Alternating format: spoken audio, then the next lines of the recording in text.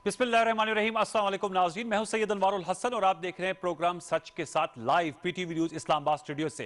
नाज़रीन, पाकिस्तान तहरीक इंसाफ की वफाकी हुकूमत ने 12 जून बरोज़ जुम्मा अपना दूसरा वफाकी बजट पेश किया और बजट स्पीच वफाकी वज़ीर सनअत व पैदावार हमाद अजहर साहब ने की। पूरी कौम को ये तजस्सुस था, क्यूरोसिटी थी, क्योंकि कोरोना वायरस के पेंडेमिक के बाद इसके जो मनफी मुआशरी असरात थे तो लोग ये जानना चाह रहे थे, चाहे वो मीडिया है, अपोजिशन है, सिविल सोसाइटी है, कि हुकूमत का विजन क्या है, हुकूमत की सोच क्या है और इकोनॉमिक रिवाइवल के लिए क्या प्लान ऑफ एक्शन हुकूमत शेयर करती है कौम के सामने। अब इसके जो खदोखाल है वो हमारे सामने आ चुके हैं। तो हमने एक मशक की है कि जो विफाकी बजटी जो तजावीज़ हैं, जो बजटरी प्रपोजल्स जिनको कहा जाता है, जो कौमी असम्बली और सेनेट में लेक की जा चुकी हैं और जिस पर आज से बहस का भी आगाज़ हो गया है, कि हम इसके चीदा नुकात भी आपके सामने रखें।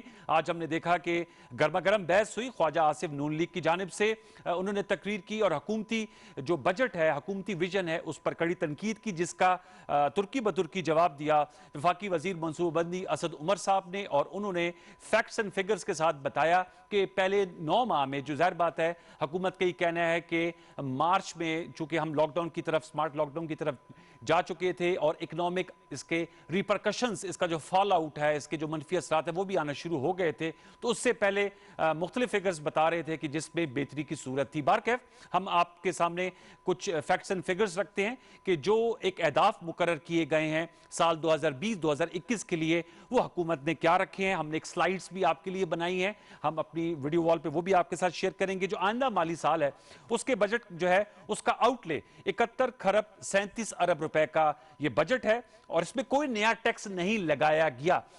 इक्तिसादी शरह नमू का हदफ 2.1% मुकर्रर किया है।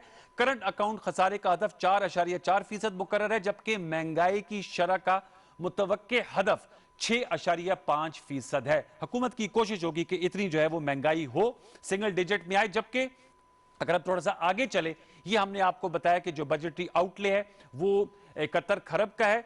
कौमी तरक्याती बजट के लिए 1324 अरब रुपए मुख्तस किए गए हैं, ये बड़ा इंपॉर्टेंट होता है। दिफा के लिए 1289 अरब रुपए मुख्तस किए गए हैं।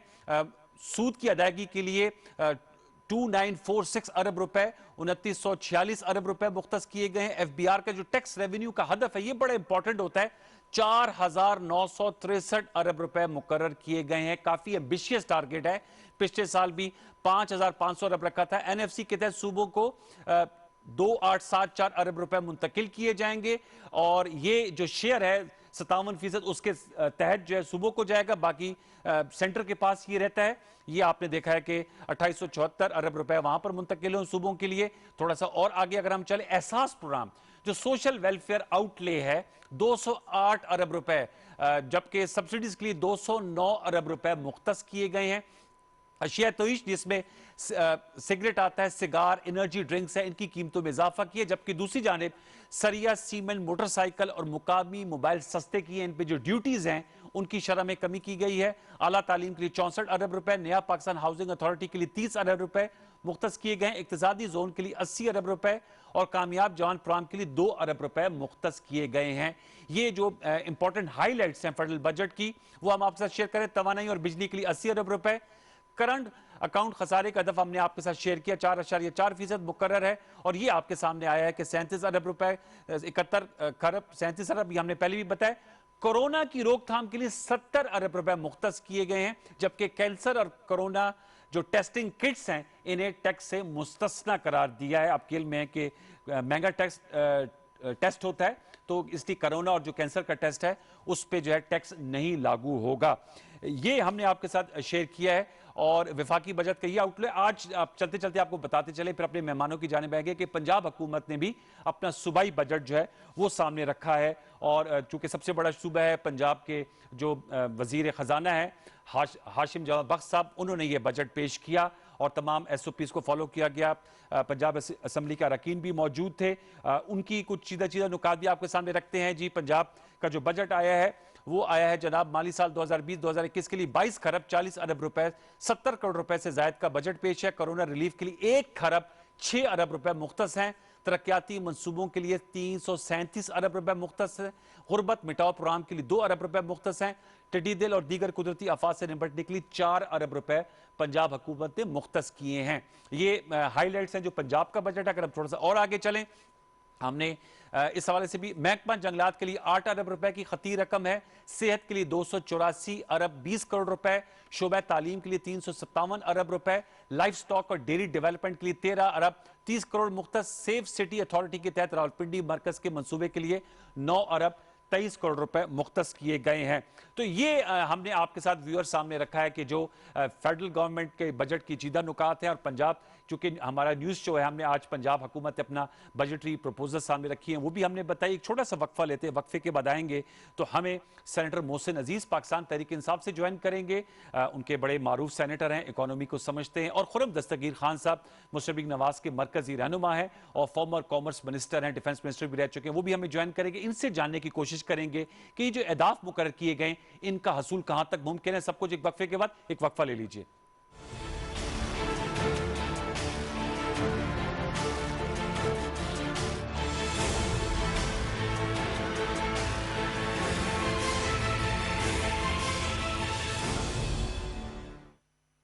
मुल्क के कोने कोने से सहाफियों की सबसे बड़ी और मजबूत टीम के साथ तमाम बड़े शहरों से बैक वक्त शाया होने वाला पाकिस्तान का पहला अखबार रोजनामा नई बात। आज ही अपने अखबार फरोश से तलब करें। सीनियर सहाफ़ी जाहिद फारूक मलिक की ज़ेर इदारत जुड़वा शहरों से शाया होने वाला पहला मुकम्मल मकामी अखबार रोजनामा मेट्रो आज, जिसमें मकामी खबरों के अलावा शामिल होती हैं तमाम कौमी और बैन अवी खबरें। दौरा जदीद के तकाज़ों के आन मुताबिक अब तमाम social media tools Facebook, YouTube और ट्विटर पर भी दस्तियाब है। आज ही अपने हॉकर से अपनी कॉपी बुक करवाएं या विजिट करें www.metrowatch.com.pk।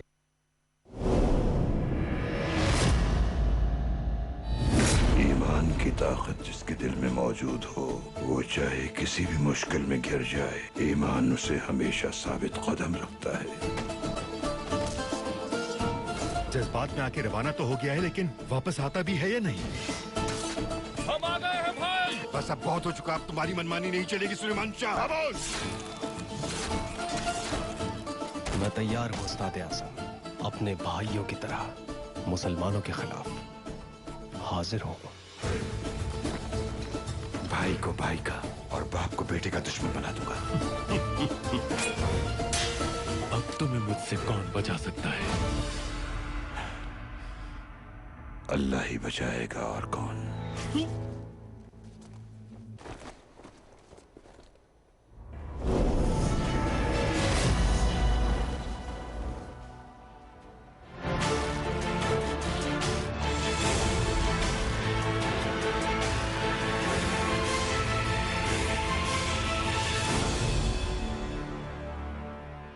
Welcome back. Senator Mohsin अजीज साहब ने हमें ज्वाइन किया हुआ है थ्रू स्काइप और खुर्रम दस्तगीर खान साहब ने भी हमारे साथ शरीक गुफ्तगू है स्काइप के जरिए। दोनों मोअज़्ज़ज़ मेंबरान पार्लियामेंट को बहुत बहुत शुक्रिया कि उन्होंने हमें मसरूफियत में से वक्त निकाला। मोहसिन अजीज साहब, आपसे गुफ्तगू का आगाज़ करना चाहूँगा। आज ख्वाजा आसिफ साहब कौमी असम्बली में खूब गरजे बरसे और तकाबुल कर रहे थे नवाज शरीफ के पुराने पाकिस्तान और इमरान खान के नए पाकिस्तान का बार बार हवाला दे रहे थे और कह रहे थे कि पुराने पाकिस्तान में शरह नमू ज़्यादा थी, 5.8 थी, हमारा जो पब्लिक सेक्टर डेवलपमेंट प्रोग्राम था वो ज़्यादा है, टैक्स रेवेन्यू जो है वो ज़्यादा है। 2 साल में कुछ नहीं बना। बहुत से आप लोगों ने वादे किए, वो वादे आप लोगों ने ईफा नहीं किए। मैं आपसे जानना चाहूँगा, बताइएगा हमारे व्यूअर्स को पाकिस्तान टेलीविजन न्यूज़ के प्रोग्राम सच के साथ के तवज्जुह से कैसे अहदाफ आपने रखे थे जो कि हासिल नहीं हो पाए, और क्या वाकईतन जो अपोजिशन कह रही है कि कोरोना के वायरस के पीछे आप लोग अपनी नाकामी को छुपा रहे हैं? मोहसिन अजीज साहब, देखिए, बिस्मिल्लाहिर्रहमानिर्रहीम, थैंक यू वेरी मच। बात ये कि जी देखिए, हमें ये देखना है कि अहदाफ कौन से हासिल नहीं किए। अगर टैक्स करेक्शन है तो 17% वो बड़ी है कोरोना आने से पहले, यानी जो हमारे पास मार्च तक का फिगर है उसमें 17% बड़ी है। हमने जो करंट अकाउंट डेफिसिट है उसको रिड्यूस किया है, 20 बिलियन से 3 बिलियन पे लेकर आए हैं। इसी तरीके से जो हमने जो रिपेमेंट्स की हैं वो जो 2 सालों में है तकरीबन 5 ट्रिलियन की जो है वो हम लोगों ने रिपेमेंट की है। बाकी जो अहदाफ की बात है इस दफ़ा की, देखिए 4.9 ट्रिलियन का जो कलेक्शन का या रेवेन्यू का टारगेट वो कैसे अचीव होगा जी? एफबीआर के लिए वो जो है वो ये है कि वो नो डाउट वो एक डिफिकल्ट टारगेट है, लेकिन मैं समझता हूँ कि जिस तरीके से कलेक्शन को बेहतरी की तरफ अगर लाया जाएगा, जिस तरीके से पॉइंट ऑफ सेल्स जो है जिसमें कि कोई 5-6 हज़ार कंप्यूटर लगाए गए, उससे रेवेन्यू बेहतर हुआ था, उसको तकरीबन कोई 20,000 पे लाया जाएगा। स्मगलिंग को कंट्रोल किया जाएगा। जो 20,000 आइटम्स हैं जो कि रॉ मटेरियल के हैं और वो इंडस्ट्री में इस्तेमाल होते हैं, उसकी चूंकि ड्यूटी कम की गई है, वो ड्यूटी कम होने से वो इंडस्ट्री की रिवाइवल होगी, उससे एम्प्लॉयमेंट भी दोबारा से क्रिएट होगी और उसमें जो है वो रेवेन्यू भी बढ़ेगा। इसी तरीके से जो कंस्ट्रक्शन इंडस्ट्री है उसमें जो मराद दी गई हैं उसकी रिवाइवल से जो उसके साथ मुंसलिक तकरीबन 40-50 के करीब इंडस्ट्री वाबस्ता होती है, उनका रिवाइवल होगा। तो ये तमाम वो चीज़ें हैं जिनको कि करने से ये कोशिश की जाएगी कि जो है ये अहदाफ जो है वो पूरे हों।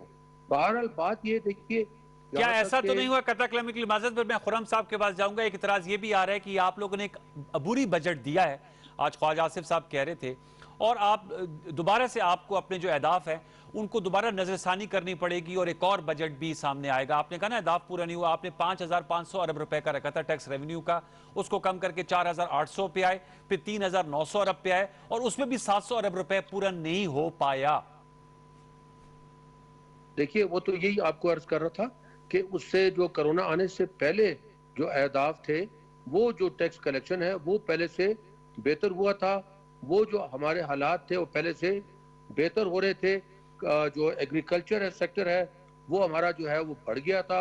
इसी तरीके से जो बाकी इस तरीके के सेक्टर्स हैं उन्होंने तरक्की भी की थी, लेकिन जो है उसके बाद से जो है एफडीआई जो है उसमें हमारी बहुत इंक्रीज हुई थी। 2.1 बिलियन की एफडीआई आई थी। बाकी अगर इसको आप कंपेयर करें जो कि उससे पहले हमारी गवर्नमेंट थी, उससे पहले नून लीग की गवर्नमेंट के साथ करें, तो देखिए उसमें एक तो ये है कि जिस वक्त कि आपके लोन्स की बहुत भरमार होती है, लोन जब आप लेते हैं तो नेचुरली जीडीपी भी उससे आपकी ग्रोथ होती है, और लेकिन वो उसके साथ रिलेशन वो गलत है, क्योंकि इस वक्त अगर लोन लिए गए वो रिपेमेंट के लिए ले गए, और वो रिपेमेंट इस वक्त जो 2 सालों में रिपेमेंट किए ये highest in the history of Pakistan ये रिपेमेंट की गई। लेकिन उससे पहले जो है जो कि लोन लिए गए मुख्तलिफ तरीके से लिए गए, और इनकी भी जो पॉलिसीज थी जो कि आज कहा गया कि जी आपने किस तरीके का फाइनेंस मिनिस्टर रखा हुआ है और अजीब तरह के उस पर नाम लिए। तो बात तो ये है कि देखिए इससे पहले अगर इसहाक डार साहब थे तो वो एक पार्लियामेंटेरियन थे और उनका ताल्लुक एक पार्लियामेंट से था, लेकिन उसके बाद जो वजीर साहब आए उनका पार्लियामेंट से कोई ताल्लुक नहीं था। इस्माइल साहब, इसमें तो टेक्निकल जो लोग होते हैं उनको लाया जाता है और उनसे जो है बेहतरी के। ओके, जरा खुर्रम साहब को शामिल गुफ्तगू करते हैं, आपके नुक्ता आ गया, मेरे साथ रहेगा। खुर्रम दस्तगीर साहब बताइएगा, ये आज अभी मोहसिन अजीज साहब भी कह रहे हैं, आप भी मेंबर असेंबली हैं, असद उमर साहब कह रहे थे कि 17% रेवेन्यू में इजाफा हो गया था पिछले साल की निस्बत, फिर कोरोना आ गया जिसकी वजह से तमाम चीजें जो हैं उनमें ज़ाहिर बात है तलपट हो गई। उन्होंने कहा शरह-नमू बेहतर जा रही थी और 3,000 अरब का कौमी आमदन को नुकसान हुआ है कोरोना वायरस की वजह से, जिसकी वजह से नेगेटिव में हमारी ग्रोथ रेट चली गई है और टारगेट भी बस हम उसके करीब थे। लेकिन कोरोना की वजह से जैसे पूरी दुनिया में इकोनॉमी को झटका लगा है, पाकिस्तान को भी बड़ा नाकाबिले तलाफी इससे नुकसान पहुंचा है। तो ये एक्सप्लेनेशन आप लोगों के लिए प्लॉजिबल नहीं। और दूसरा मैं चाहूंगा कि ये जरूर बताइएगा कि इस बजट में आपकी राय में क्या हाईलाइट्स इसकी हैं और इस पे किन एरियाज में मजीद बेहतरी की जा सकती है।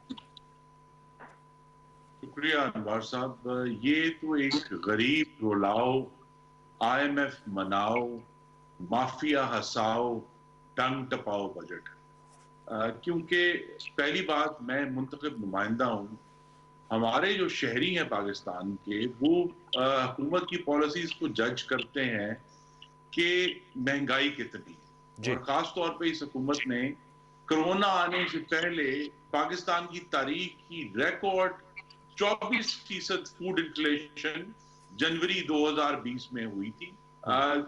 इस दौर में जनवरी में ही 14.6 ओवरऑल इन्फ्लेशन, हाईएस्ट लेवल गालिबन कई सालों में ये हुआ था। इस साल कपास की जो फसल थी वो 16 साल में सबसे कम हुई थी। जो फैक्ट है वो ये है कि कोरोना आने से पहले ही, जो साल के पहले 9 महीने थे, पाकिस्तान की मुईशत का बेड़ा गर्क हो चुका था। मैं सिर्फ एक चीज, ये तो कटक माजर कहते हैं करंट अकाउंट डेफिसिट हमने कम कर दिया, 20 अरब डॉलर से 3 अरब डॉलर पे ले आए, रेवेन्यू में इजाफा कर दिया। पहली बात यह है कि इस हुकूमत ने पाकिस्तान की पार्लियामान के साथ, जिसमें मोहतरम सेनेटर साहब भी शामिल हैं, एक बड़ा भयानक, झूठ तो नहीं कहता, गलत बयानी जरूर कहूंगा, कि पिछले साल का ग्रोथ रेट 3.3% नहीं 1.9% था। अनवार साहब, इतना बड़ा फर्क, यानी 1.4% का फर्क जो है वो हजारों अरब रुपए बनता है। तो पाकिस्तान की इकोनॉमी की तमाम कैलकुलेशंस जो थी वो गलत की, क्योंकि उस वक्त ये दिखाना चाहते थे कि हमने तो बड़ा कुछ। तो असल जो तबाही है वो तबाही पहले साल में आ गई थी कि 5.5 जो मुस्लिम लीग नून छोड़कर गई थी, उससे जो डिप आया है 1.9% का, असल तबाही तो वहां हुई है। लार्ज स्केल मैन्युफैक्चरिंग जो पाकिस्तान की बड़ी सनत है, जो टैक्स देती है, जो नया रोजगार पैदा करती है, अनवार साहब पिछले साल वो 5.5% घटी थी, इस साल वो 8% घटी है। तो पाकिस्तान में इससे पहले ही, कोरोना आने से पहले ही, एक बहुत बड़ी कसाद बाजारी का आलम था, महंगाई का आलम था, फूड इन्फ्लेशन का आलम था। उसमें ऐड हुई है इस हुकूमत की नाअहली, चीनी की नाअहली, आटे की नाअहली, लोग तो उसको आटा चोरी कहते हैं। अब ये जो इन्होंने कहा है 20,000 आइटम्स पे 20,000, खुरम दस्तगीर साहब 20,000 आइटम्स पे ड्यूटी कम की है। हम जिस नजर बजट को देखते हैं, यहां तो हमें यही नजर आया कि IMF को खुश रखने के लिए एक 3 या 4 महीने का एक अबूरी बजट सा दिया गया है, और फिर हम देखेंगे इस साल के आखिर से पहले एक मिनी बजट नहीं, मेगा बजट आएगा। क्योंकि जो बात आपने जरा छुपा कर की, मैं खोल देता हूं कि वो हुकूमत जो मैक्सिमम इस साल इन्होंने कहा जून के आखिर तक हम 3,900 अरब इकट्ठे करेंगे जी, वो अगले साल 4,965 अरब कैसे इकट्ठा करेंगे? अगर कहते हैं टैक्स फ्री, तो टैक्स फ्री का भी जो है मामला वो अगले 4 महीने बाद पता चल जाएगा। वो हुकूमत जिसने कोई टैक्स नहीं लगाया, वो 3,009 से 4,956 तक कैसे नहीं पहुंचेगी? ये पूछते थे। पिछले साल गलत बयानी की गई, बड़ी भयानक किस्म की, जिसने पाकिस्तान की तमाम इकोनॉमिक कैलकुलेशन को खराब कर दिया। आखिरी बात, इस हुकूमत की जो शोबदाबाजी है मुआशियत के मामले में, जो हॉट मनी लाया गया 13.25% इंटरेस्ट रेट आर्टिफिशियली हाई रख के, जो 3.7 बिलियन आया, बड़ा उसके ऊपर खुशी के शादियाने बजाए गए, और फिर जब जैसे इंटरेस्ट कम हुआ, वो 3.7 में से गालिबन 3.62 जो है वो वापस जा चुका है। इस किस्म की शोबदाबाजियां करने से ये हुकूमत ना ही चली है, ना ही चल सकती है। और पाकिस्तान की मुईशत इसीलिए आपने देखा है कि 68 सालों के बाद ना सिर्फ गवर्नमेंट श्रिंक हुई है, बल्कि बजट का जो साइज है वो 11% डाउन है। पाकिस्तान का जो डेवलपमेंट बजट है वो 18% डाउन है। तो एक अजीब कसाद बेजारी, नालायकी। और वो मैं आपसे पूछूंगा कि वो जो डाउन है, क्या वो कोरोना की वजह से फिस्कल स्पेस कम है? मोहसिन साहब से पूछता हूं। मोहसिन साहब बताइएगा, ये कह रहे हैं फिगर्स फज हुई हैं, और खुरम साहब कह रहे हैं हॉट मनी जो है वो लाया गया फिर चला गया। कुछ बताएंगे? शदीद तनकीद कर रहे हैं आप लोगों के इकोनॉमिक मैनेजर्स और इकोनॉमिक मैनेजमेंट पे। देखिए, बात की बात तो बात तक रही। आज तो हम आज की बात का डिस्कशन कर रहे हैं कि आज का बजट कैसे है। ये तो स्पेकुलेशन है, ये तो इनकी विश लिस्ट होगी कि मेगा बजट लाया जाए दोबारा से या मिनी बजट लाया जाए। हम तो आज के बजट की बात कर रहे हैं, जो कि मैं समझता हूं कि बड़ा बैलेंस्ड है। और आज के माहौल में, आज के तनाजुर में, जबकि दुनिया की जो है इकोनॉमी श्रिंक हो रही है, IMF कह रही है, वर्ल्ड कह रही है कि जो है 3% श्रिंक होगी, कोई कह रहे हैं कि एडवांस इकोनॉमी जो है 6% श्रिंक होगी, वगैरह वगैरह। उसमें मैं समझता हूँ कि ये इनकी टीम का एक बड़ा काबिल तहसीन जो है ये उन्होंने बजट पेश किया। अचीव कैसे करेंगे? जो खुरम साहब कह रहे हैं 4,965 अरब रुपए। जहां तक ताल्लुक बात है, सॉरी, जो डॉलर बॉन्ड की बात थी, डॉलर बॉन्ड एक डिफरेंट चीज थी। हमने कई दफा कोशिश की कि ये बताया जाए कि डॉलर बॉन्ड किसने लिए थे, किस रेट पे लिए थे, क्यों कर लिए थे, कैसे वापस गए। उसको अगर आप हॉट मनी के साथ कंपेयर करें तो ठीक है, बिल्कुल हॉट मनी आई है, 3.7 या 3.5 बिलियन के करीब आई थी, वो तकरीबन वापस चली गई है। लेकिन वो इनकी तरह कमा के नहीं गए, वो इनकी तरह कमा के नहीं गए। वो जब आई थी तो उस वक्त डॉलर था 165 पे, और जब गया वो 157 या 156 पे गया। अच्छा, they have only earned a little bit on the profit, जो कि इंटरेस्ट है, लेकिन बाकी उनको जो डेप्रिसिएशन या इंटरेस्ट की वो मिलनी चाहिए वो उनको नहीं मिली है। ये वो चीजें हैं। अब बात ये कि देखिए इस वक्त तो एक सर्वाइवल का एक टाइम है, और ये मुल्कों के सर्वाइवल का टाइम है, और ये जो मुल्क इस वक्त सर्वाइव कर गए, स्पेशली इकोनॉमीज लाइक अस, जिनके ऊपर जो है कर्जों का बेइंतहा बोझ है, आपके पास फिजिकल स्पेस मौजूद ही नहीं है, आपके जो है सब के सब जो है वो डेट में चला जाता है, सर्विसिंग में। तो उसके बाद आपके पास रहता क्या है, बजट में रहता क्या आपके पास?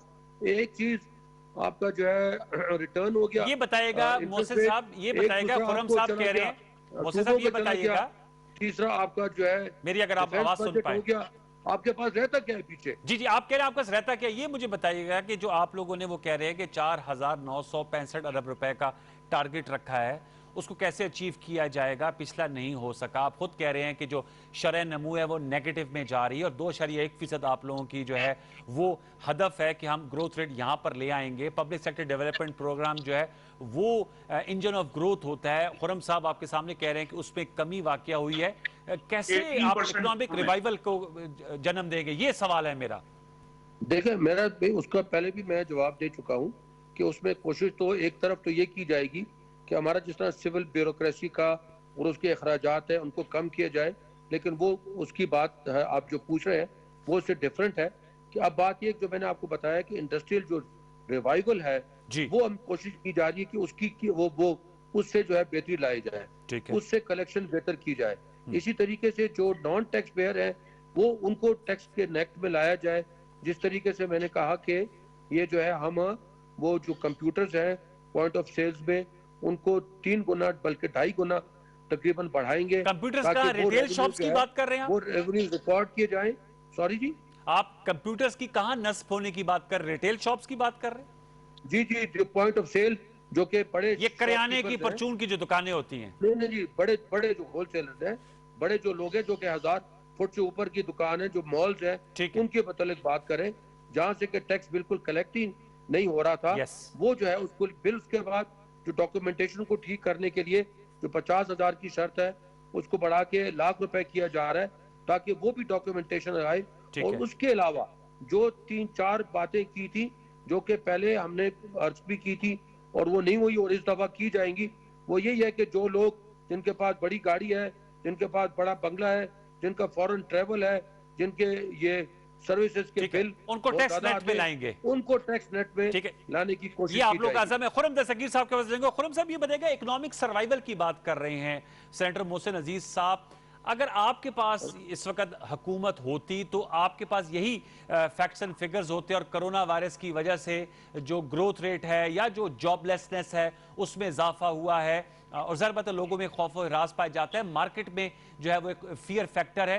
तो क्या ऑप्शंस आपकी होती? क्या ये जो रिवाइवल के स्टेप्स बता रहे हैं कि 20,000 जो इंडस्ट्रियल आइटम्स हैं उन पे छूट दी गई है और ये जो सेल्स टैक्स की शरह 14 से 12% की है ताकि रिटेल की सतह पे जो है वो लोग रजिस्टर हों और टैक्स में महसूलात में आपका इजाफा हो, क्या इससे इकोनॉमिक जो रिवाइवल है वो हो पाएगा और आप लोगों की क्या ऑप्शंस होती? खुरम दस्तगीर साहब जी, मुस्लिम लीग नून का जो आखिरी PSTP था वो 1,000 अरब से जायद था।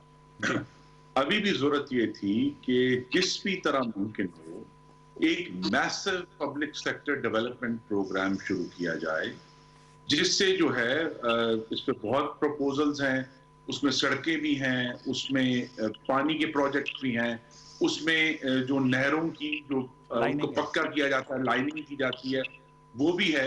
ऐसे प्रोजेक्ट्स करने हैं जो मेगा प्रोजेक्ट्स साइज के भी, और इस तरह मसलन रूरल रोड्स बनानी है।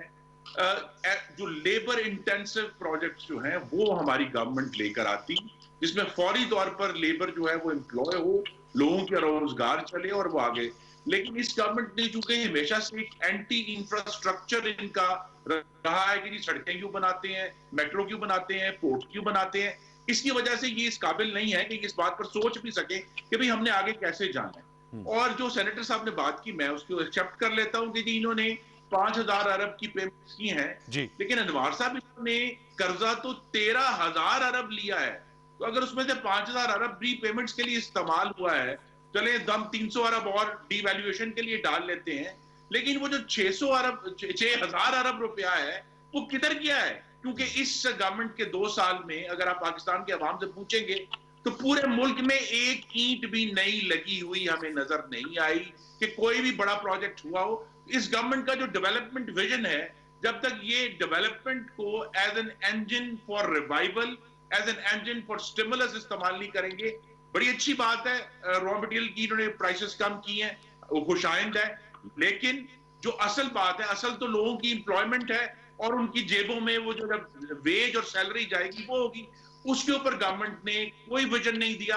और मैं फिर दोहराना चाहता हूं, ज़राअत के हवाले से और पाकिस्तान में फूड इन्फ्लेशन के हवाले से पाकिस्तान के अवाम दर्द और अजियत से मेरे वोटर गुजरांवाला के बिल बुला रहे हैं अनवार साहब, फूड इन्फ्लेशन की वजह से। उसको कंट्रोल करने के लिए उन्होंने कोई काम नहीं किया और यही इसलिए हम देख रहे हैं कि 6 महीने पहले जब टड्डी दल का वार्न किया था उसको कंट्रोल नहीं किया।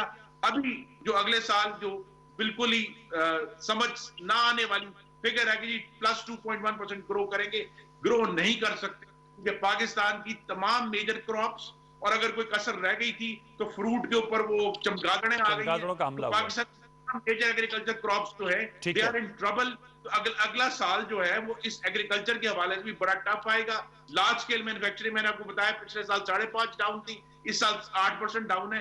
तो यहाँ जो है ने एक टेम्परेरी तौर पर विजनलेस सा बजट दिया है जिसमें छोटी छोटी चीजें तो होंगी जिससे कुछ लोगों को रिलीफ मिलेगा, लेकिन जो बड़ा पुश आना है जिससे नौकरियां पैदा वो मैं मोहसिन साहब से वो हमें बिल्कुल नजर नहीं आया। मोहसिन अजीज साहब ये बताएगा कि ये 6,000 अरब रुपए का जो कर्जा लिया है, 5,000 अरब तो हफीज शेख साहब कह रहे थे कि वो कर्जों में अदा कर दिए गए, खुरम साहब ने फिगर दी है 13,000 रुपए आप लोगों ने कर्जा लिया, तो 6,000 अरब रुपए में आप लोगों ने कोई बड़ा प्रोजेक्ट शुरू किया। और क्या ये आप इनसे एग्री करते कि हाई इंफ्रास्ट्रक्चर प्रोजेक्ट शुरू किए जाए ताकि लोगों को रोजगार मिले उस हवाले से? और ये जो महंगाई है इसका मदावा कैसे किया जा सकता है सेनेटर मोहसिन अजीज साहब? इसके लिए आप लोगों ने मुतवक्के 6.5% रखी है कि इन्फ्लेशन रेट, इसको कैसे टैकल किया जाएगा? कुछ इस हवाले से बताइएगा इख्तिताम पे।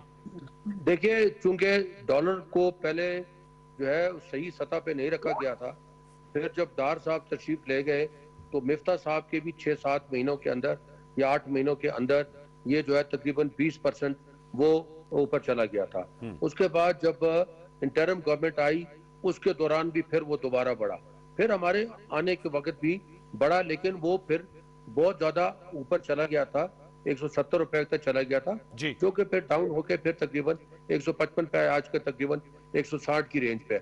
उसकी वजह से कि एक इन्फ्लेशन जो है हुई थी, वो इन्फ्लेशन अब जो है कंट्रोल में आ चुकी है क्योंकि ये डॉलर जो है वो स्टेबलाइज हो गया है। दूसरी बात ये थी कि ये जो है हमारे इस वक्त जो रॉ मटेरियल्स है वो इंशाल्लाह वैसे भी वर्ल्ड इकोनॉमी की वजह से सस्ते हुए हैं, जिस तरह से बाकी रॉ मटेरियल सस्ते हुए हैं वो भी जो है तो पास ऑन करने की कोशिश की जा रही है। अलबत्ता ये है कि जो हमारे इंस्टीट्यूशंस है वो इस वक्त भी इतने सॉलिड नहीं है, जिस तरह कंपटीशन कमीशन ऑफ पाकिस्तान वगैरह है उसको जो है रीवैम्प किया जा रहा है ताकि वो जो है तो ये कंपटीशन सही तरीके से आए। मेगा प्रोजेक्ट जो है, देखिए वो मेगा प्रोजेक्ट जरूर उससे जो है तो इकोनॉमी जनरेट होती है, उससे उसकी वजह से बेहतरी आती है, लेकिन अगर उसको लोन से लिया जाए, क्योंकि देखिए ये तकरीबन 78-79% जो है जीडीपी का जो रेशो है, डेट टू जीडीपी रेशो है, वो इनकी हुकूमत तकरीबन ले गई थी। आपकी हुकूमत में कितना है सर? सॉरी जी, आपकी हुकूमत में अब कितना है डेट टू जीडीपी रेशियो? अभी तकरीबन को 88% के करीब है। नहीं, 88% करीब है। वो डेट टू जो है वो एक होता है टोटल लायबिलिटी, एक है आइन में अब नहीं डाला हुआ कि वो इससे ज्यादा हो तो फिर वो फिस्कल डिसिप्लिन की खिलाफवर्जी होती है। टोटल लायबिलिटीज तो जीडीपी के करीब आ गई हैं, 98% है। नहीं, वो डेट जो है वो इस वक्त 88 के करीब है, लेकिन जो लोन लिए गए थे वो लोन में देखिए एक तो पिछले साल का भी जो डेफिसिट था उसको कवर किया गया क्योंकि प्राइवेटाइजेशन वगैरह नहीं हुई थी पिछले साल। इस साल जो है प्राइवेटाइजेशन की जो प्रोसीड्स है वो आई जाएगी, उससे जो है बेहतरी लाया जाएगी, क्योंकि पिछले साल जो है 2 चीजों में बेहतरी आई थी।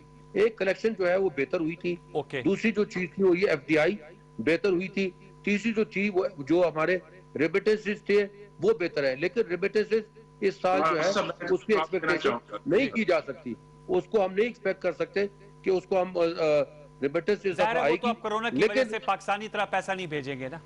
बहरहाल देखिए मेरा बॉटम लाइन ये है कि ये साल जो है हमारा अगर 650 या 670 का PSDP है, दैट इज ऑल्सो जो है वो भी एक गनीमत है आज के इस वक्त में, क्योंकि ये वो वक्त है कि इसको इकोनॉमी को सर्वाइव और इंडस्ट्री सर्वाइव करे। खुरम साहब लास्ट वर्ड सर, मैंने क्लोज करना है सेगमेंट।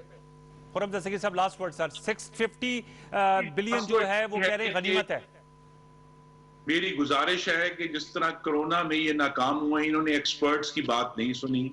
ये एक्सपर्ट्स की बात सुने, पाकिस्तान की आवाम करा रहे हैं महंगाई की वजह से, बेरोजगारी की वजह से, और अनलेस जो मेगा प्रोजेक्ट का स्टिमुलस है और small and medium scale stimulus नहीं आता चारों सूबों में, तो पाकिस्तान की आवाम के लिए एक बहुत मुश्किल साल है, क्योंकि बजट के अंदर कोई विजन नहीं है कि हमने पाकिस्तान को किधर लेकर जाना है। जो सेहत तालीम का विजन था वो भी हमें नजर नहीं आया, और जो इकोनॉमिक्स के इश्यूज हैं उसके अंदर तो बिल्कुल ही नाकामी नजर। ओके, हम इस पे बहुत शुक्रिया दोनों मोअज़्ज़ज़ मेंबरान पार्लियामेंट खुर्रम दस्तगीर खान साहब और सेनेटर मोहसिन अजीज साहब, आपने हमें ज्वाइन किया और बजट के हवाले से आप लोगों ने जो मुख्तलिफ आरा थी आपकी वो हमारे व्यूअर्स के सामने रखी थी। व्यूअर्स, ये ऑनगोइंग डिबेट है और बजट पे बहस चल रही है। जैसे आज मोहतरम मोहसिन अजीज और खुर्रम दस्तगीर साहब थे, उनकी अपनी अपनी राय थी, उनसे हमने गुफ्तगू की। आने वाले दिनों में हम इस पे बहस करेंगे और इसके मुख्तलिफ सेक्टर्स पे बहस करेंगे। लेकिन एक और इशू बैक वक्त, क्योंकि जो सारी बहस भी हो रही थी बजट के हवाले से कि कोरोना वायरस से बहुत मुतासिर हो रहा है हमारी जो मौशी हालात है, तो कोरोना वायरस में अनफॉर्चुनेटली पाकिस्तान में बहुत ज़्यादा इजाफा हो रहा है। और मेरे साथ इस वक्त टेलीफोन लाइन पर डॉक्टर यास्मीन राशिद साहिबा मौजूद हैं, जो सूबाई वज़ीर सेहत पंजाब हैं, और उन्होंने आज प्रेस कॉन्फ्रेंस भी की है। और अब बताया जा रहा है कि लाहौर में आज रात यानी अब से कुछ देर बाद 12 बजे से जो मुख्तलिफ इलाकों में स्मार्ट लॉकडाउन कर दिया जाएगा। तो डॉक्टर यास्मीन राशिद साहिबा को एक तो वेलकम करते हैं और उनसे पूछते हैं कि अब इसका मुकाबला स्मार्ट लॉकडाउन से किया जा रहा है, वो कितना कारगर होगा, पहले नहीं किया गया, अब आप लोग लाहौर के मुख्तलिफ इलाके सील कर रहे हैं, क्या इससे वो मतलूबा नताइज मिलेंगे? बहुत शुक्रिया डॉक्टर यास्मीन राशिद साहब, आपने हमें वक्त दिया। बताइएगा 12 बजे से लाहौर के कौन कौन से इलाके जो है वो आप लोग स्मार्ट लॉकडाउन की तरफ लेकर जा रहे हैं? डॉक्टर साहबा, पहले तो मैं आपको करेक्ट करूं कि मैंने आज सुबह कहा था कि कल से, which means tomorrow we have given 24 hours for people.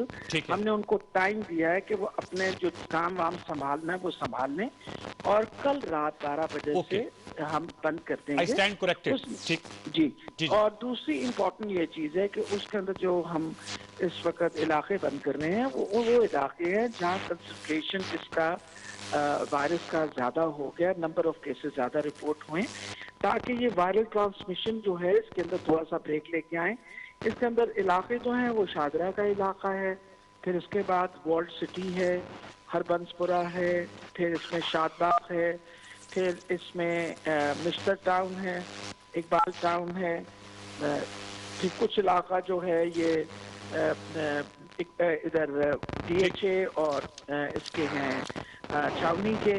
ठीक है। सो ये दीज आर दोज एरियाज जिनके अंदर हमारी जो कंसंट्रेशन है वायरस की वो जरा ज्यादा है। So it is very important कि इन इलाकों को बंद किया जाए, और इसमें फिर नेचुरली जो मार्केट्स हैं इन इलाकों में, जो दुकानें हैं, जो काम हो रहा होगा वो भी सब रुकेगा, सवाए वो दुकानें। अच्छा डॉक्टर साहब, ये मुझे बताइएगा, डॉक्टर जावेद अकरम साहब ने प्रेस कॉन्फ्रेंस कल भी की और वो मीडिया पे आ रहे हैं, वो कह रहे हैं कि मुकम्मल लॉकडाउन किया जाए और स्मार्ट लॉकडाउन नहीं। लाहौर के में इन्फेक्शन बहुत ज़्यादा फैल गया है, आप क्योंकि डॉक्टर भी हैं और इस पर बड़ा काम भी कर रही हैं, बताइएगा क्या मुकम्मल लॉकडाउन की तरफ हमें जाना चाहिए लाहौर में और पंजाब में, ताकि जो इन्फेक्शन है, जो कि अब असद उमर साहब ने काफ़ी खौफनाक तस्वीर कौम के सामने रखी है कि अगर इसी तरह इन्फेक्शन रेट बढ़ता रहा तो जून के एंड में 3 लाख हो जाएगा और खुदा ना खास्ता जुलाई के एंड में ये 10 लाख तक पाकिस्तानी से मुतासिर हो सकते हैं। तो आप समझते हैं जो डॉक्टर जावेद अकरम साहब कह रहे हैं कि एज ए प्रैक्टिसिंग मेडिसिन, मेरा ख्याल है जावेद अकरम साहब अपना ओपिनियन जरूर दें, but it's extremely important to understand कि सारा जो जितना हमने ये डिटेल्स आपको बताई हैं, ये they are based on very scientific data. अच्छा, तो मेरा ख्याल है because this data is not available to him, ये हमने scientifically this has been taken, I think it is extremely important कि जहां वायरस की कंसंट्रेशन है they have been declared as hotspots, और वो हॉटस्पॉट्स जो हैं वो हम बंद कर रहे हैं। And I think it's extremely important कि आप जो ये इलाके जिनमें कम हैं उन इलाकों का काम चलने देंगे, वरना आप मईशत का पहिया जो है वो बिल्कुल जैम कर देंगे। इस वक्त आप दुनिया में देखें जो सबसे बड़ा मसला इस वक्त हो रहा है वो इकोनॉमीज को हो रहा है, और लोग कहते हैं कि जी जिंदगी जो है वो ये दोनों चीजों के साथ साथ चलती है। किसी ने आज के प्रोग्राम में मुझसे कहा कि जी वो क्या कहते हैं हमें बीमारी रोकनी चाहिए, पर मैंने उनको ये बताया कि खुदा ना खास्ता कोई भूखा रह गया तो याद रखिएगा कि जब वो भूखा रहता है तो उसकी इम्यूनिटी भी कम हो जाती है, जब वो इम्यूनिटी कम होगी तो उसको इन्फेक्शन लगने के भी चांसेस बढ़ जाते हैं, and combating against that infection also becomes very difficult, so you have to take all aspects in view. तो हम वो इलाके बंद कर रहे हैं जिसमें इस वक्त कंसंट्रेशन वायरस की ज्यादा है। और लास्ट वर्ड टाइमिंग्स ठीक है, पहले आप लोगों को आपसे एक दफा पहले बात हुई थी और बताया गया था कि जो एक टीम भी आई थी जिन्होंने कहा था लाहौर में बहुत इन्फेक्शन है, 6-7 लाख की फिगर भी आई थी कि इसको 15 मई को आपको रिपोर्ट दी गई थी वज़ीर आला साहब को कि लाहौर को लॉकडाउन किया जाए। क्या लेट तो हम नहीं हो गए? और बहुत से नाकिदीन का कहना है कि ये रमजान के आखिरी अशरे और ईद में ईज डाउन की वजह से इन्फेक्शन बढ़ा है। नहीं, इसके बारे तो कोई शक नहीं है कि भाई ईज डाउन से हुआ, लेकिन ये तो लोगों को समझाया गया था कि भाई आप एसओपीज प्रैक्टिस करिए ताकि ये काम भी चलता रहे आपका और ये इसका वबा भी ना फैले। लेकिन अगर लोग ना माने तो फिर तो सख्ती करनी पड़ती है जो आपके सामने है। ये ऑलरेडी ऑर्डर, तो कल रात को जब लॉकडाउन फॉर 15 डेज होगा तो होपफुली इंशाल्लाह वो जो वायरल का स्प्रेड है will be able to contain it to quite an extent. फिर सबसे बड़ी ये बात है कि SOPs have to be implemented. अगर एसओपी स्ट्रिक्टली इम्प्लीमेंट करने का पूरा इरादा है, उसके ऊपर बाकायदा ऑर्डिनेंस और लॉज जो है उनको प्रोमलगेट किया जा रहा है जस्ट टू इंश्योर कि भाई आपने मास्क पहन के घर से बाहर निकलना है, आप लोगों because 50% infection can be stop because of that. ये सारे इक़दाम उठाए जाएंगे, इंशाल्लाह हमें उम्मीद है कि will be able to stop all this. बहुत शुक्रिया, thank you very much doctor Yasmeen Rashid साहबा कि आपने लेट आवर में हमें ज्वाइन किया। ऑब्वियसली वी अप्रिशिएट कि you do work tirelessly. Viewers यहाँ ये भी बताते चले कि एनसीओसी ने जो national command and operation centre है उन्होंने निशानदही कर ली है मुल्क के 20 बड़े शहर जहाँ पर इस वायरस की काफ़ी ज़्यादा इन्फेक्शन रेट हाई है, और जो TTQ पॉलिसी है, टेस्ट ट्रेस एंड क्वारंटाइन, उसके तहत कराची, लाहौर, कोयटा, पेशावर, रावलपिंडी, इस्लामाबाद, फैसलाबाद, मुल्तान, गुजरांवाला, स्वात, हैदराबाद, सक्खर, सियालकोट, गुजरात, घोटकी, लाड़काना, खानपुर, डेरा गाजी खान, मालाकंड, मर्दान, ये वो 20 शहर हैं जहां आज इजलास में यह फैसला किया गया कि यहां पर अब स्मार्ट लॉकडाउन होगा। स्मार्ट लॉकडाउन की वजह से जब मैंने सवाल पूछा तो यह बताया जाता है कि वहां पर जो उस इलाके के लोग हैं, और इस्लामाबाद की जहां तक बात है इस्लामाबाद इसमें शामिल है, और जो कराची कंपनी है जो G9 का एरिया है, G9-3, और जो त्रामड़ी है इस और I-10 का एरिया है, यहां पर भी लॉकडाउन जो है G9 में तो शुरू हो चुका है। तो ये बताया गया है कि वहां पर स्मार्ट लॉकडाउन से मुराद है कि लोग अपनी ग्रोसरीज, मतलब रोजमर्रा की जो अशिया जरूरी हैं वो ले सकते हैं, लेकिन वो बाहर नहीं जाएंगे। जब वो इस इलाके से बाहर नहीं जाएंगे तो वो दूसरे लोगों को इन्फेक्ट नहीं करेंगे जो मुख्तलिफ सेक्टर्स में बसते हैं। तो अब 20 शहर जो है उनको निशानदही की गई है। हमें we are very honoured that we are joined by doctor Ataur Rahman साहब, किसी तारुफ के मोहताज नहीं, वज़ीर आज़म की जो टास्क फोर्स है साइंस एंड टेक्नोलॉजी, आप उसके चेयरपर्सन डॉक्टर अतौर रहमान साहब, अस्सलाम वालेकुम।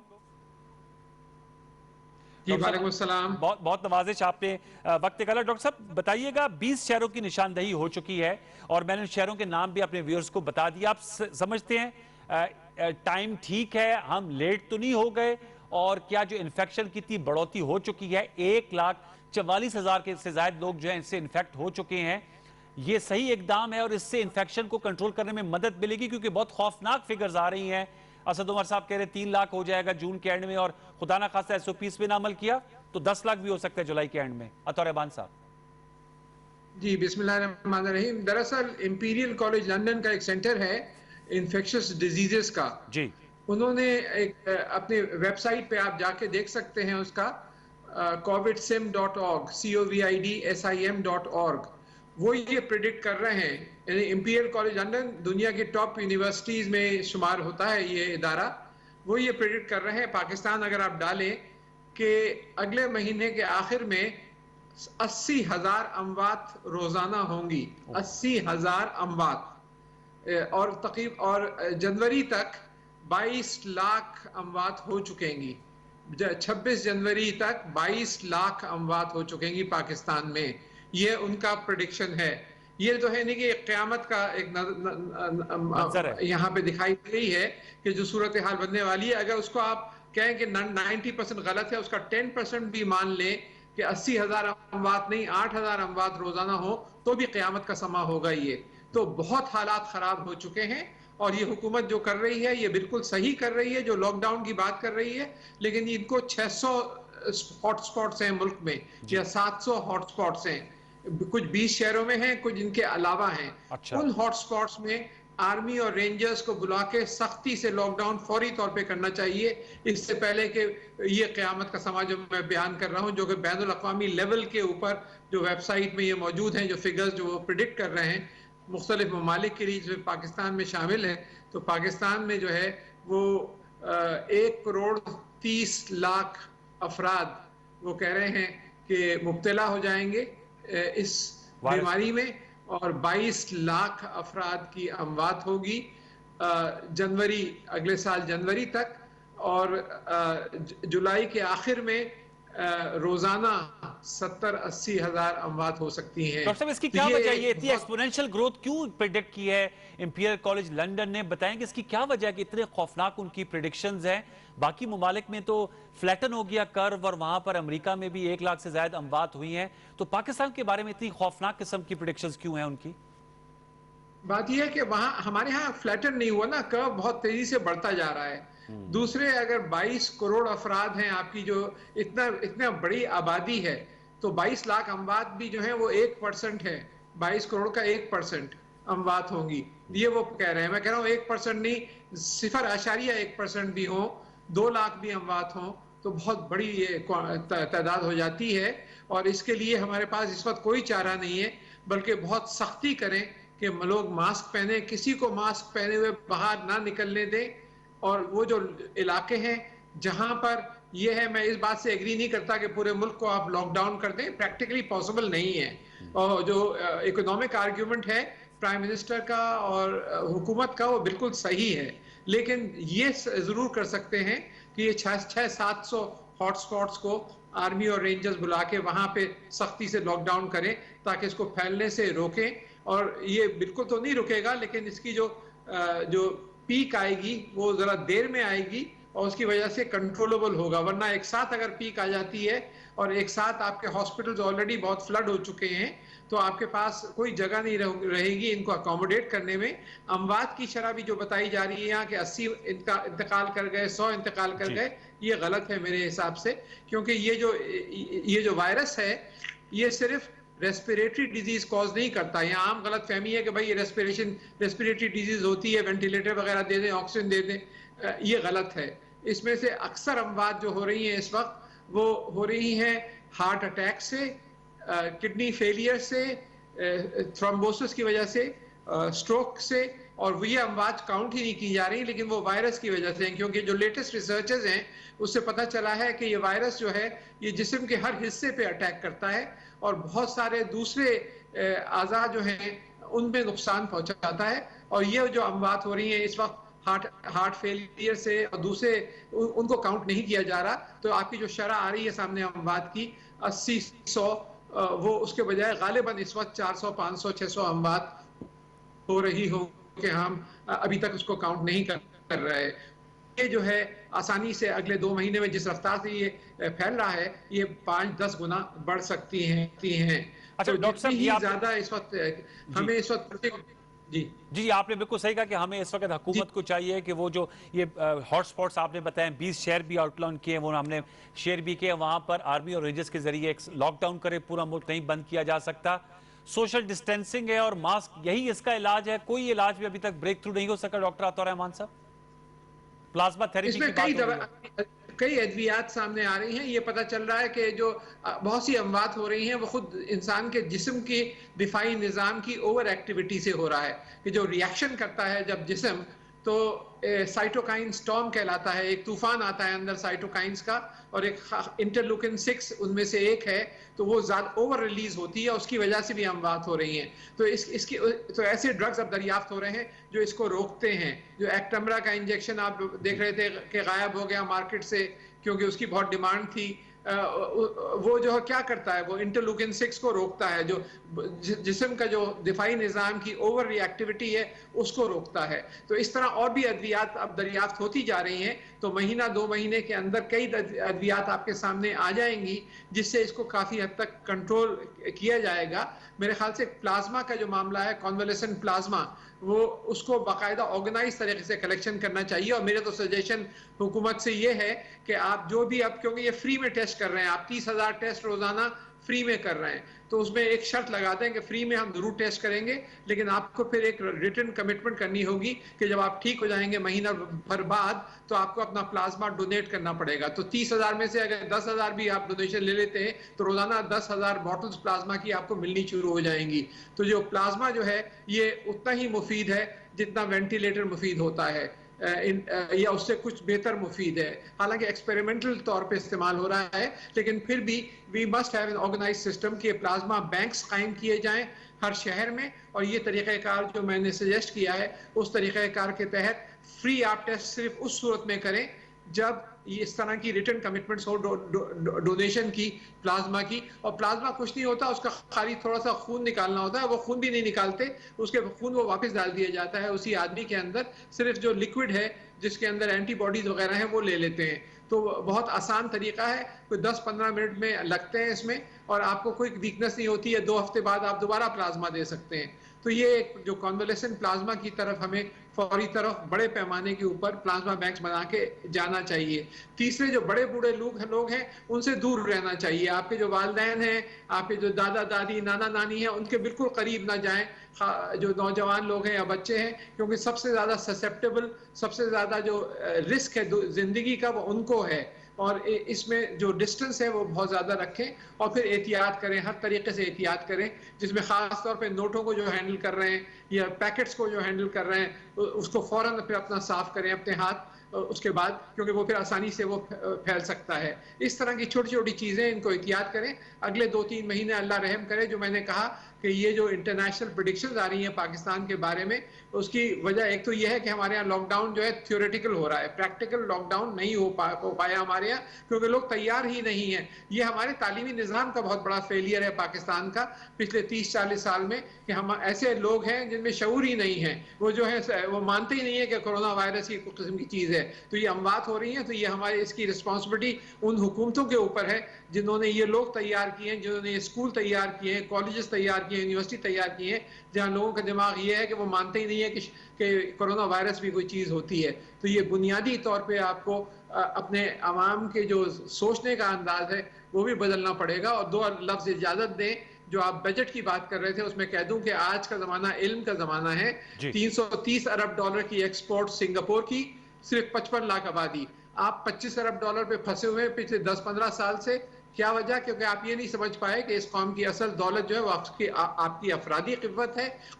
अफरादी जो क़ुव्वत है वही है तालीम, साइंस, टेक्नोलॉजी, जिद्दत तराजी, इनोवेशन और फिर कमर्शलाइजेशन। जब तक आप इस रास्ते पे नहीं जाएंगे, जब तक ये मुल्क तरक्की नहीं कर, आप फिगर्स जगली करते रहेंगे और बजट बनाते रहेंगे, बजट जाते रहेंगे, लेकिन जब तक आप अपनी सिमत नहीं बदलेंगे और एक इल्म पर मबनी मईशत कायम नहीं करेंगे, इल्म पर मबनी मईशत जो है वही आगे का रास्ता है। और मैकेंजी ग्लोबल ने, जो दुनिया की एक बहुत बड़ी कंपनी है, ये लिखा है कि अगले 5 साल में 2025 तक 100 खरब डॉलर, अरब नहीं खरब डॉलर, 100 ट्रिलियन डॉलर का इम्पैक्ट होगा सिर्फ 12 डिस्ट्रप्टिव टेक्नोलॉजीज का, जिसमें आर्टिफिशियल इंटेलिजेंस है, नेक्स्ट जनरेशन जिनोमिक्स है, 3D प्रिंटिंग है, एनर्जी सिस्टम्स है, इंडस्ट्रियल बायोटेक्नोलॉजी वगैरह। आप वहाँ है ही नहीं, आपकी एक्सपोर्ट जो है सिर्फ लो वैल्यू एडेड टेक्सटाइल्स में है। तो ये जो बजट के बारे में जो लोग बात कर रहे हैं उनसे मेरी गुजारिश होगी PTV से कि इल्म पर मबनी मईशत का रास्ता इनको बताएं कि जब तक ये नहीं इख्तियार करेंगे जब तक हम तरक्की नहीं कर सकता ये मुल्क। आखिर में डॉक्टर साहब, ये आपने जो गुफ्तगू की जाहिर बात है बहुत अहम गुफ्तगू है और सबको सुनना चाहिए, लेकिन ये तो बड़ी असाब शिकन किस्म की बीमारी है और आपकी गुफ्तगू सुन के तो यकीन करें कि मेरे रोंगटे खड़े हो गए। तो ये जो लोग सुन रहे होंगे, क्या उनको हौसला देंगे कि कैसे इसका मुकाबला किया जाए? इसका बेस्ट तरीका, आसान तरीका ये है, छोटा सा तरीका है, आप मास्क बांध लें मुंह पर और मास्क बांध के निकले। 90% कंट्रोल जो है वो खाली मास्क बांधने से हो जाता है। आप खुद नहीं प्रोटेक्ट करते, आप सामने वाले को प्रोटेक्ट करते हैं। आप खांसेंगे, चीखेंगे तो वो फिर पार्टिकल यहीं ज्यादातर अब्जॉर्ब हो जाएंगे, बाहर नहीं निकलेंगे। छोटा सा नुस्खा है, कोई ज्यादा नहीं है, पास नहीं है। आप रुमाल बांध लें, खाली अपना रुमाल लेके मुंह पे बांध लें और हर एक को बांध लें। खाली इतना सा नुस्खा अडॉप्ट कर लें तो ये पूरी सारी अमवात बच सकती है। लेकिन इसमें हम सबको मिलकर काम करना पड़ेगा और मिलकर पॉलिटिकल पॉइंट स्कोरिंग ना करें। पूरा मुल्क मुसीबत में है इस वक्त। बहुत शुक्रिया डॉक्टर अताउर रहमान साहब। Sir, thank you so very much कि आपने बड़ा वैल्यूएबल इनपुट दिया और बहुत अच्छी गुफ्तगू की। अल्लाह करे कि व्यूअर्स, अब तो मेरे ख्याल में खतरे की घंटी नहीं बल्कि घंटियां बज चुकी हैं। अब हम सबको सोशल डिस्टेंसिंग भी करनी है, ना चाहते हुए भी मास्क भी पहनना है। हमारा तो इशू ये है कि ज़रूरत है, आप यकीन जाने मैं सारा वक्त मास्क पहनता हूँ सिर्फ प्रोग्राम से पहले, और क्योंकि उसके बगैर प्रोग्राम नहीं हो सकता। मास्क आपने नहीं उतारना, बुजुर्गों से दूर रहना है और खुदारा अपने हाथों को भी धोइए और समाजी फासला रखें और इसको संजीदा लें। मुझे भी अभी भी बहुत से लोग मिलते हैं कि शायद हुकूमत नंबर पूरे कर रही है और ये कोई कोरोना वायरस ही नहीं। अब तो आपने सुन लिया, डॉक्टर अताउर रहमान जो साइंसदान है वो कह रहे थे कि अगर हमने एहतियात ना की तो हमें बहुत बड़ा नुकसान हो जाएगा, बहुत बड़ा जानी नुकसान होगा। अल्लाह ताला हम सबको अपने हिफ्ज़ व अमान में रखे और सबकी जानों को महफूज रखे। इस वायरस, मोहलिक वायरस से पूरी बनी नौ इंसान को निजात दिलाए। इसी नुक्ते पे आज की गुफ्तगू को हम इख्तिताम पजीर करेंगे। अपना फीडबैक फेसबुक और ट्विटर में मुझे जरूर दीजिएगा। इंशाल्लाह जिंदगी रही, सेहत रही तो आपसे कल रात 10:05 में दोबारा मुलाकात होगी। तब तक के लिए सैयद अनवारुल हसन और सच के साथ की पूरी प्रोडक्शन टीम को इजाजत दीजिए। अपना बहुत ख्याल रखिए, प्लीज घरों में रहिए। अल्लाह ने के बाद।